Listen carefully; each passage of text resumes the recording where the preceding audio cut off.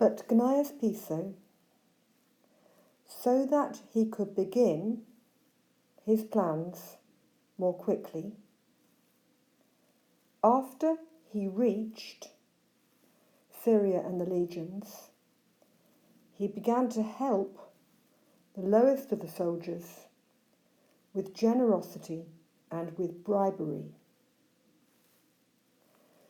When he had deposed the old centurions, the strict tribunes, and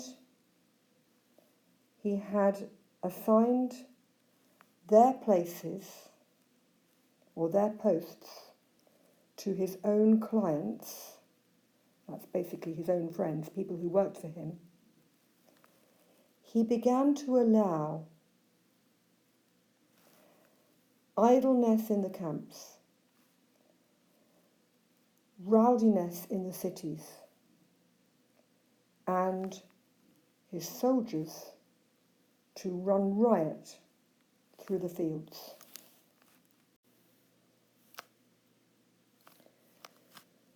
Nor was Plancina, Piso's wife, behaving herself as was appropriate for a woman, but she was present at or attended the exercise of the cavalry, and she was hurling insults at Agrippina, that is Germanicus' wife, and at Germanicus.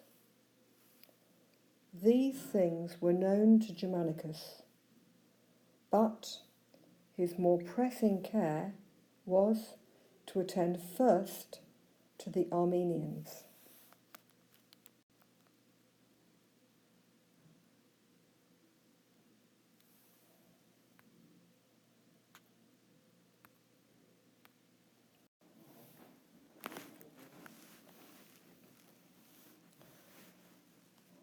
The belief that he had been poisoned, literally that poison had been accepted by Piso, increased the savage force of the disease.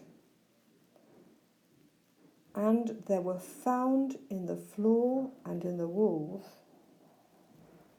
dug up remains of human bodies.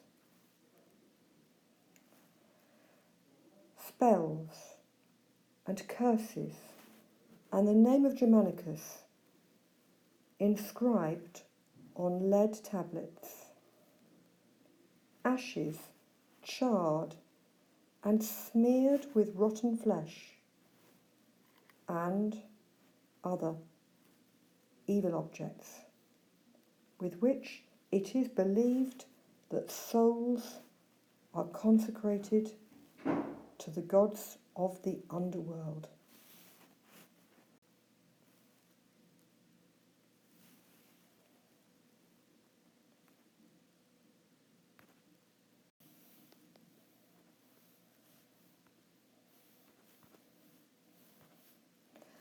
At the same time, men sent, Latin just says sent from Piso, were suspected because they were expecting signs of ill health.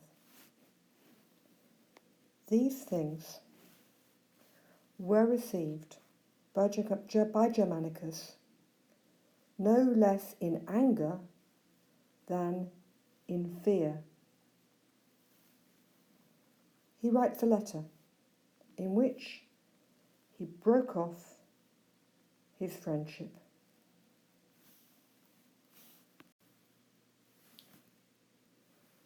Germanicus, for a short while, believed that he was getting better.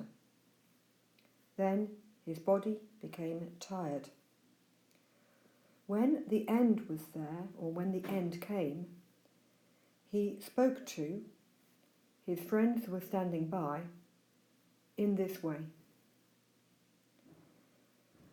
there will be an opportunity for you to complain in the Senate and to invoke laws, or you could say, and to appeal to the laws.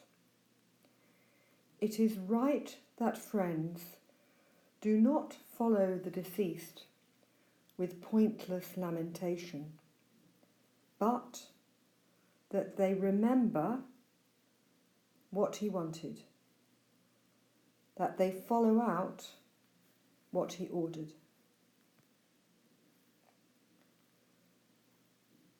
You will avenge, or you will get your revenge, if you loved me rather than my status. The friends, embracing the right hand of the dying man, swore that they would lose their life sooner than their chance for revenge. And not much later he died, to the immense grief of the province and of the surrounding peoples. Foreign nations and kings mourned. So great had been his friendliness towards his allies, his mercy towards his enemies. He gained the respect of all on account of his expression, you could say on account of his appearance, and his eloquence. And there were some who compared him to Alexander the Great because of his good looks, his age, his family, and the place of his death. For they declared that each man, that's Alexander and Germanicus, was endowed with a handsome body, was born from a famous family, and died at scarcely 30 years old.